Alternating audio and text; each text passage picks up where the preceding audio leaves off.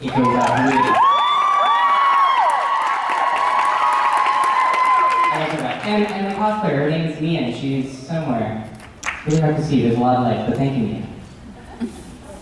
Hello. Hi. So this is my first year doing Gish, guys, and I just think that I never thought I would do. So what was the strangest thing that you did that you thought you could do? The strangest, actually I have a Gish was member here, if I do that. Good. Strangest thing, I was a bad Gish was member because I was working and were busy for 5 out of the 7 days, and one of the 2 free days that I had, I actually ended up spending that day at the park with every other team except for my own, with the paper mache thing. So I was pretty bad. The thing that, I mean, I did make my own head, so that was pretty cool. I haven't done paper mache since the SpongeBob SquarePants costume that I made in high school. So it brought back a lot of memories, and it was weird because my mom helped me. Like as soon as I started the paper mache, my mom was like, "No, let me do it." Right? Because she used to be a primary school teacher, and she just knew how to do paper mache. And so she helped me make the structured head. And I remember I just looked at it, I'm like, "Mom, that's a really big balloon. My head's not that big." She's like, "It's fine, it's fine." And it's like this big, right? I'm like, "Mom, I'm like, here, give me the balloon." And I put it right beside my head. I'm like, "It's 3 times the size of my head." She's like, "It'll shrink." I'm like, "I'm pretty sure it doesn't do that." But she shrunk it down a little, and when she made it, it was still like twice as big as my head, and I was freaking out, and then it took over. But it was great. I spent like 6 hours making this paper mache head of myself, and I was pretty proud of it, especially the strands of hair. It just took me hours upon hours to do it. So I was pretty proud of that. I also did the 15-meter long rock. Sorry? No, it was like a 15-meter rock formation of a sock monkey hat. I went to the beach originally because they had rocks, but it was high tide, and so I ended up at a gravel field doing this for like 5 hours on my own. That is one thing that I would have wished to have, like, that were kind of teammates that were in the area. What did you do that was? I escaped earth chicken out of Bristol board and went to the center to lit people. So that was really weird. And like I'm from here, so I was like, "Hey kids, I'm so sorry, I didn't want to scare you." It was big. I don't know. But you know what? The Gish spirit is pretty cool. So this week and last week was in Georgia, Alabama. Not Alabama, Georgia, Calhoun, Georgia. So Calhoun is a city, Georgia is a state. I got confused. It was funny, I had 2 Gish members coming from Virginia and Kentucky, and I'm like, "Oh, you should totally come, it's like a short drive." And I told them Calhoun, Tennessee. And so when they got there, I'm like, "Oh yeah, right across from the Cracker Barrel and the Applebee's." And they're like, what? I'm like, I'm at this hotel at this place in this intersection. She's like, "In Calhoun, Tennessee?" I'm like, "Yeah, Calhoun, Tennessee." And then I looked at it, I'm like, "Oh, no. Calhoun, Georgia." Luckily, it was only an hour and a half away, so they eventually made it. And we had a really good dinner. Hello? Okay. We were doing a project in Georgia, and because we're such a small crew and it was such a small town, everyone, like we had a couple locals that were helping us out, and they knew everybody. So we went out for dinner, and we just lost the horse that we were going to use, and so the man, like everyone that worked at the restaurant happened to be a Supernatural fan, which was awesome. But I just went up to the manager and like, "Hey, thanks, the demo was great. Question for you, it's a little weird. Do you have a horse we could use tomorrow?" And she's like, "No, but I have a friend who has a friend, and I can give her a call." And they called, and it really felt like Gish Whiz, because we just asked things, like the fire chief came out, like volunteered his time on a Sunday to help us out, and it just felt like this whole town kind of rallied behind us, and it was very much in the Gish Whiz spirit. Did you get any of that magic? I got a little bit. All of my teammates were like Australia, California, the Isle of Man. That was the only one in Canada, so I really had to like talk to people. But it's definitely that weird thing I need to ask you. Can you help me dress up in like things I would find in the bathroom or like that? Like just very strange. I don't know. How many people did Gish this year? Okay, so okay, I'm sorry, I'm going to divulge some strategies next year, but I feel like a good thing to do is spend like a month telling all of your friends, like, hey, I'm going to be crazy at this time, and I'm going to ask for you to join me, and I'll probably be better than, it's like, by the way, I need to get in, I need you to cover me with two, like, I don't know. It's such a weird, which reminds me, who's doing E4K this year? E4K. Okay, so this coming, well not this is a week, or Friday. Okay. This is Friday, tomorrow's Saturday. Next week is a week, though. And so Mike's cutting in and out. E4K is in Endure Kindness. It's another event that Misha and Random Acts host. And I'm doing something with Misha over the weekend. And it's the same idea, but this is like a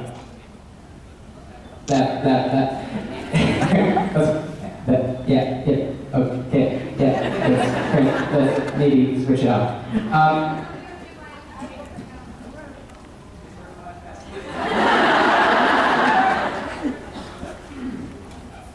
Okay. Anyways, last year I did a 26-hour gaming marathon, and it was great because I have an excuse to play games for 26 hours straight. I can, interact with the fan base, and and I can tell my parents that I'm proud of how I spent that time. Had fun, and I was going to do it again this year, but now I'm going to do something with Misha, though I'll probably do another live stream event for a very time over the latest because everyone is bored, myself included, and I need another excuse to put games for a very long time. Did I answer your question? Did you ask a question? Okay. Thanks, Liz. Yeah, sorry. The more I do these conventions, the more scatterbrained I seem. So thank you for your time. Hello on this side. Hi there. So obviously you just started Supernatural not very long ago, and they've been doing podcasts for a little longer than you have. I just want to know how it's been for you going to the conventions, interacting with the fans and everything. That is a very good question. How has it been for me? So, much like it is for every other actor who comes on the show, you guys are like the biggest surprise. You are not a well-kept secret, you're just a secret that no one really knows about. You're a surprise. You're hiding behind a rock, and it's like you're looking at this side the whole time, and then you turn to the left, and there's like this giant elephant in the room. No one ever looks to the left until you're on the show. And yeah, I mean, the fact that we have a fan base, it's like, oh yeah, every show has a fan base. But at this scale, it's not something that you expect, because we've all worked on different shows before, different movies, and people like, it's like, oh yeah, I like what you did, on that thing that you did. But for this, it's like, I love your character. I love this show. And it's like a lifestyle more than it is just something that you see in passing. People choose to watch the show, choose to follow the people, and this doesn't happen. People know my life better than I do sometimes. And they're like, oh, remember when you do that? I'm like, no, I don't. I totally don't. Because I'm terrible at taking pictures. Thank you for documenting my life. I don't need a journal because of these things. And it's been such a wonderful thing. Also, the differences of, because I used to go to conventions as an attendee. I was just telling the people in the meet and greet, I went to the Cons before. It's just such a different, it's so different being on the other side all of a sudden. In Montreal, this was my first it was awesome. And what was really funny is because I've been on show, I've been to Comic-Con, I'm like, oh my god, there's Patrick Stewart.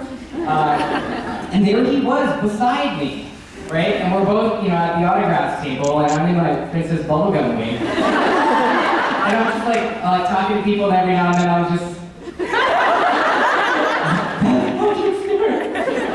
and on my right is North Revis from walking out. I'm like, right? And, like at the airport and like in Greenland, I was hanging out with Carl Urban a lot, I hung out with this kid. We were chasing down these Daleks, and it was just like it was such a weird experience.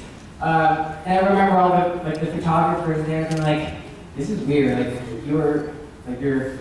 Why are you dressed up? I'm like, I don't know this. It's like we've never, I've been doing this for years. This is the first time I've seen this, and that has been my experience for the most part. Is I always like to surprise people. I like to be my own person, and for the supernatural conventions, it took a couple before I really found my stride, and I'm like, oh, I can do things for fun, and that was a big game changer. And just the fact that we've been on this, doing the conventions for so long, like most of these guys I've never worked with, but I don't know if you could ever tell that if you just saw us hanging around, making fun of each other in the green room. It's fun. We all do our own thing. We're all our own different types of people. I mean, it's just a conversation I had with Richard. This was the closest he's ever gotten to guessing what I am. He seeing it. He's like, that on the offer. I'm like, no, that's pretty close. He's like, the big one. I'm like, no, this is the closest you've ever been, because we have no common interest. But we're still really good friends. So, I mean, that's kind of cool, because it never would have happened if it weren't, for the supernatural talent bringing us together. So, it's been a whirlwind. I mean, you guys changed my life, and I don't say that.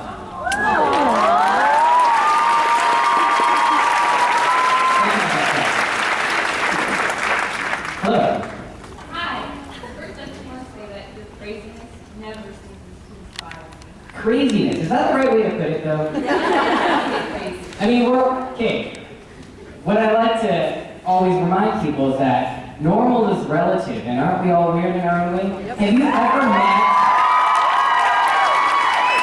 and be honest, have you ever met someone that you just thought was so normal? Isn't that the weirdest thing? It's what do you mean you don't get into arguments? What do you mean, your place doesn't get there? It's just everything's 9 to 5 schedule. You wake up, you have breakfast, you go to work, you come back, you watch TV, you go to sleep. That's it. That's it. Sometimes you go on vacation once a year to the same spot.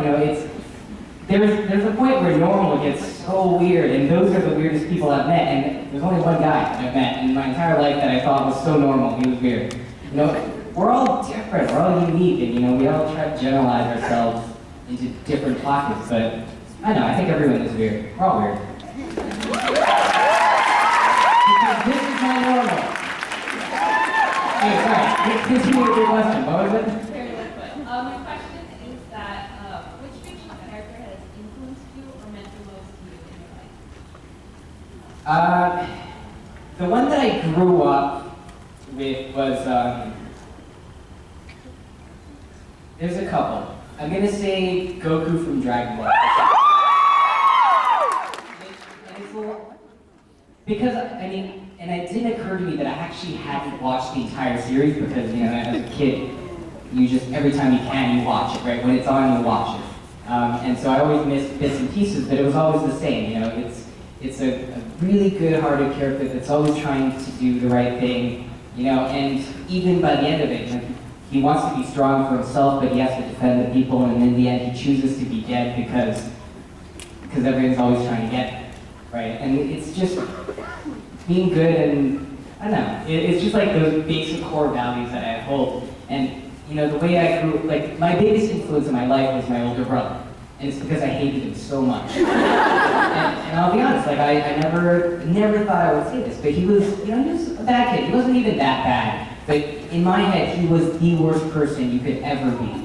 And so when I was 9, I swore a solemn vow to myself. In all seriousness, I went down on one knee and I promised myself that I would never, ever be anything like him, right? And so no drinking, no smoking, no drugs, no swearing, no littering. It was everything you could think of. And because I'm such a stubborn person, you know, like a lot of those values I still hold on to because of this promise I made to myself when I was 9. And growing up watching Dragon Ball, Goku was like that, right? And it was just this guy that was trying to be a good at everything that, you know, as best as he can. Like nowadays, Naruto is another one. You know, he's just super stubborn about what he wants, even when it's unrealistic. It's like nothing will stop him from doing the right thing, from doing what he knows he has to do, right? And it's just like, it's those values of always persevering against the impossible. And I mean, hopefully, you know, somehow it works out. In the show it always does, and like, maybe not, but, you know, to have that will to go on is very important to me. And so, yeah, Goku for sure, but my older brother was the single biggest influence of my life. Yeah. Thank you. Right.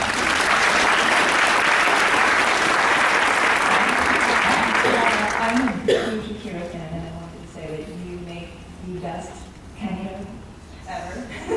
My question was, when that whole project came to pass, was it just with the intention of making a trailer, or was there ever plans to try to get funding to make it into an actual film? So it was the Indiegogo campaign when I saw it. And I saw it online, I saw the group of people, I did my research, I really liked what they were doing. I funded them, and I sent them an email saying, like, love what you guys are doing, please, I love what you're doing, you know, and you know, I just want to give you my support. If there's anything that I could do to help you guys along, please let me know. And then a week before the shoot, like, we just lost our Canada, and you would be perfect. You really were the perfect. And so just from that, I just bought a ticket to Montreal, and I flew in, and I'm in Montreal, and the director was there, and they picked me up, and like I didn't know anybody. And I ended up staying with the director, and it was like a week in Montreal. It was crazy, but it was so much fun. And their original intention was, yes, just to get a trailer out, they love the project, but doing a feature film of Akira, if you've ever seen Akira, it's so weird, and to do it justice would be really expensive. Plus, you'd have to be willing to be open-minded to how storytelling is. And it's just not viable. I mean, Warner Brothers have been trying to make it for 10 years. So hopefully one day they actually get it off the ground. They've gotten close twice, but they'll probably be an all-Caucasian cast. Like Dragon Ball and Avatar. I know, I like to believe that they don't exist, because they don't, but they're movies. Also, just a note, this was the first time I'm ever in the fields. And now if anyone noticed, all my girl characters I'm wearing flats. For some reason, tuxedo mask for me. Anyways, I'm a little bit proud of that. Yeah, I mean, it's been doing wonders online. They've gotten a lot of recognition from it. I think they're gonna hopefully use that as a springboard onto other projects. And yeah, they have my full support, of course. So we'll see. Probably not doing a feature film with Warner Brothers or that. Chances are highly, highly, highly unlikely. Okay, thank you. Thank you.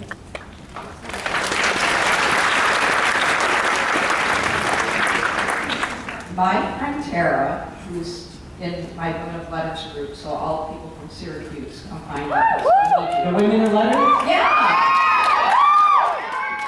I was so close to flying myself down there for the finale. Hey, okay. Well, she made me this awesome shirt and dared me to wear it in a photo op with you. What is this shirt? Well, that's what I want. It says, Osric is, oh, I can't read it. Osric in my pocket. And that is me. Thank you for giving me facial hair. That's really good, actually. Yeah, she's a tremendous artist. Osric in my pocket. Does that mean anything? That's what I want to know. Wait, Kara here? No. Thought process when she thought, Osric in my pocket. Well, there's something online that says there's a story to it that I don't know. Interesting. Oh, So one of these days I'm going to show up in a giant pocket.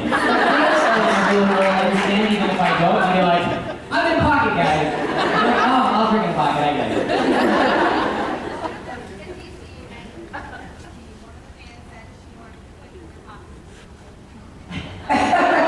Okay, so in DC, someone said that she wants to put me in her pocket. That's her, right there. Kim said that to you. Thanks for pulling me in, Tracy. Good stuff. Are you sure it was your shirt pocket that I was meant to be in? Maybe it was the butt pocket. But she made me the shirt that she was giving to her. That's a really cool shirt. Well, thank you for sharing. I will, if I could fit, I would be honored to be in your pocket. But that was it. Thank you. Hey. Hi. Because you've been traveling around to conventions and if you've done the traveling, I'm wondering what the weirdest thing you've eaten is and where you were when you ate it. Oh, you asked the right person. What haven't I eaten? Okay, the only thing I haven't eaten, I was telling people my meet and greet because we talk food. The only thing I haven't eaten was a pig's brain. And it's because it reminded me so much of Hannibal Lecter in Silence of the Lambs. And they brought it out on the plate and they dumped it in the pot. And I was like, I don't think I can do that. But most things I will eat. I've eaten most major organs, and like chicken feet is one of the things that I love, growing up. Cartilage, talking about Vietnamese noodles pho, I always get the tripe and tendon. It's good, you should try it. Talking about like most people's like, oh, I hate the texture. I'm like, I love the texture. Like it's kind of rubbery, but not really because it breaks, and it's a little bit like gelatin. Jellyfish? Yeah, okay. Jellyfish. Anyways, it's like Jello, but a little bit harder, kind of like rubber. Doesn't really taste like anything. It's all about the sauce on it, but it's all about the texture. Same with cartilage, like bones. If I can eat the bones, I will. If it won't like tear up my insides, I won't eat the bones. The white cartilage. And then I went vegan for 2 months, and I went. that was okay. But I missed all the interesting textures that you get from bones and the attaching bits. I've tried grasshoppers, scorpions, starfish, seahorses.